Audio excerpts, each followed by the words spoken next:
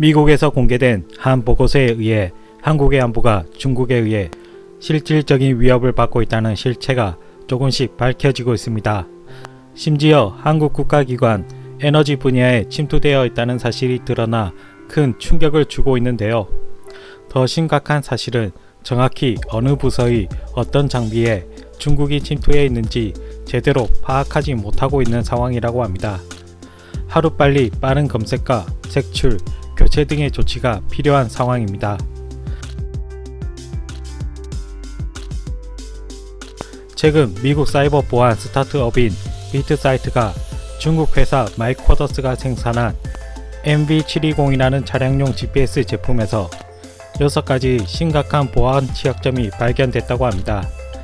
비트사이트 연구진은 예를 들어 공격자가 모든 영업용 혹은 구급용 차량의 연료를 차단하거나 GPS 정보로 차량을 모니터링해 고속도로의 위험한 지점에서 급정거도 시킬 수 있다고 합니다.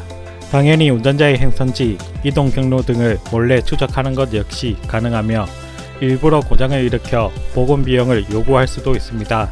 연구진은 이어서 확인된 취약점 중 일부가 기기 자체가 아니라 마이쿼더스의 클라우드 API 서버, 모바일 애플리케이션 등 관련 인프라에 있다는 것을 확인까지 했습니다. 이는 곧 MV720 모델뿐만이 아니라 이 회사에서 만든 다른 제품군에서도 이러한 위험성을 가지고 있다는 것을 뜻합니다. 그래도 최소한의 암호화는 구현되어 있지 않은가 하고 생각할 수가 있는데요. 안타깝게도 연구진은 API 서버가 암호화되어 있지 않아 모바일 앱으로 전송되는 트래픽을 너무나 쉽게 분석할 수 있다고 밝혔습니다. 이어서 연구진은 서버가 인증 확인에 성공한 모든 사용자의 동일한 세션 키와 하드코딩된 액세스 토큰을 제공한다는 점도 발견했습니다. 이 말은 공격자가 API 요청을 쉽게 생성해내어 자신의 소유가 아닌 GPS 추적기를 점령할 수가 있다는 것이죠. 게다가 중국 GPS 추적기 시스템은 증분식 ID를 사용하기 때문에 추적하기도 쉽고 공격에 더욱더 취약하다고 합니다. 이를 이용하면 API를 사용해서 마치 실제 소유자의 전화번호에서 SMS로 명령을 전송하듯 추적기를 속일 수도 있죠. 심지어 위치 정보 파악, 경로 변경, 지오펜스 접근, 차량 연료 차단 및 경보 비활성화 같은 명령이 모두 가능해지면서 이를 악용하면 완전한 추적기 제어 권한을 얻게 되는 것이죠. 거기다가 GPS 추적기의 암호는 1, 2, 3, 4, 5, 6으로 기본 설정되어 있고 사용자가 변경할 의무나 경고 기능도 없습니다.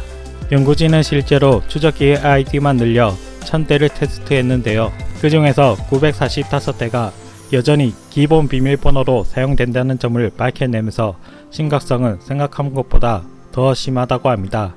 암호를 변경하더라도 일부 명령은 암호 없이 작동하기 때문에 암호 변경만으로도 안전을 보장할 수가 없다고 하는데요. 그 중에서 어드민 IP 명령어는 GPS 추적기의 API 엔드포인트 설정을 변경한다고 합니다. 한마디로 제어 서버의 IP를 변경할 수 있다는 것인데요. 이는 곧 공격자는 GPS 추적기가 자신의 서버로 통신하도록 명령어를 전송한 뒤 실제 서버에 통신을 프록시하여 공격이 가능해집니다. 이 외에도 공격자가 세션을 점령해서 특수하게 조작된 링크를 열도록 유도하는 해킹 수법과 특정 매개 변수를 변경하여 다른 계정 정보의 접근 권한을 탈취하는 공격 수법도 발견되었습니다. 현재 마이쿼더스는 전 세계 169개국 기업과 42만 명의 고객에게 150만 대의 GPS 추적 장치를 배포했다고 밝히고 있지만 이 말을 곧이곧대로 믿을 수 없는 수치이며 오히려 이보다 훨씬 많을 것으로 예상되는데요. 연구진은 서버의 통신을 요청한 장치의 수가 가장 많은 국가의 순위를 지도로 표현했습니다. 한국의 경우 몇몇 정부기관과 에너지 산업에서 발견되었고 옆나라 일본의 경우 금융 분야에서 중국 GPS가 발견되었습니다. 중국 GPS가 침투한 한국의 산업별 상위 10개 분야를 보면 정부기관, 비즈니스 서비스, 제조, 금융, 에너지 자원, 유틸리티, 소비재, 소매, 교육 및 운송이었습니다. 중국은 당 국가 시스템으로 돌아가는 국가입니다. 한마디로 공산당이 국가의 입법, 사법, 행정 3권은 물론 언론까지 손에 쥐고 있습니다. 당연히 중국 국유기업 역시 중공의 손에 좌지우지되고 있습니다. 공산국가니까 중국 국유기업은 그렇다고 치더라도 개인 소유인 민영기업도 당이 장악할 수 없지 않을까 싶은데요. 하지만 중국은 자유민주국가의 상식을 뛰어넘는 국가입니다. 개인 소유 민영기업 역시 중국 공산당의 입김이 작용하는데요. 중국 포털업체 바이두는 2018년 말에 당 서기를 뽑는다는 구인 광고를 냈습니다. 비슷한 시기에 자동차 공유업체인 디디 출신 역시 당 서기를 뽑는다는 구인 광고를 냈습니다. 당 서기는 사기업과 전혀 상관없는 인력인데도 불구하고 중국 공산당의 압력에 이들은 당 서기를 채용했는데요. 2016년 말 통계에 따르면 14만 7천 개의 국유기업 중 93.2%가 당 조직을 건설했고 273만 개의 비공유기업 중 67.9%에서 당 위원회가 운영되고 있습니다. 만약 당 조직이 없으면 시진핑이 화를 내며 민영기업들을 옥죄어 기어코 기업에 당 조직을 꽂았습니다.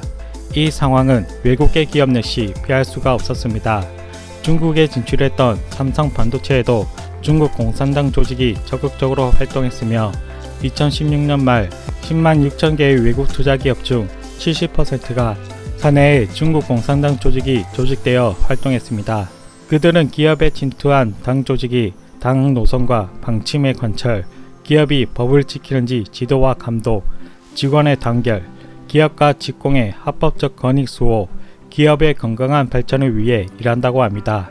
하지만 그 어느 누구도 이를 믿지 않으며 오히려 기업을 감시, 기술 탈취하려는 약탈을 위해 활동하고 있다는 게 자유국가들의 생각입니다. 불매운동, 반미, 반한, 반일 시위 역시 이들이 조직적으로 벌이는 활동이죠.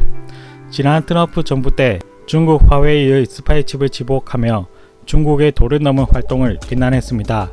그래서 중국산 IT 통신 장비들이 미국과 유럽, 일본, 한국에까지 큰 파장을 불러일으켰습니다. 이처럼 중국산 전자제품, 첨단 제품에는 공정한 경쟁, 세계의 질서를 파괴하는 악의만 가득한데요. 한국에 퍼져 있는 중국산 5G 통신 장비, GPS 추적기 등 수많은 제품들이 그저 가격이 싸다는 이유로 무분별하게 구입되거나 들여왔습니다. 수많은 전문가들이 안보 우려, 보안 우려를 지적함에도 불구하고 말이죠. 중국이 그토록 해외 기업 제품들을 견제하고 쫓아내고 기술을 빼앗고 자국 제품들로 장벽을 쌓아도 그저 내수 시장이 크다는 이유 하나만으로 중국 공산당의 눈치를 보며 간이며 쓸개며 내놓으며 중국 진출, 중국과의 우호라는 명분 아래 대한민국은 우리의 안보와 미래까지 그들이 침투하는 것을 흐린 눈으로 못 포착해 왔습니다. 이제 하루빨리 중국산 장비들을 발본색원에서 제거하고 국산 장비로 교체하고 국가의 안보와 미래 먹거리 기술 등을 보호했으면 좋겠습니다.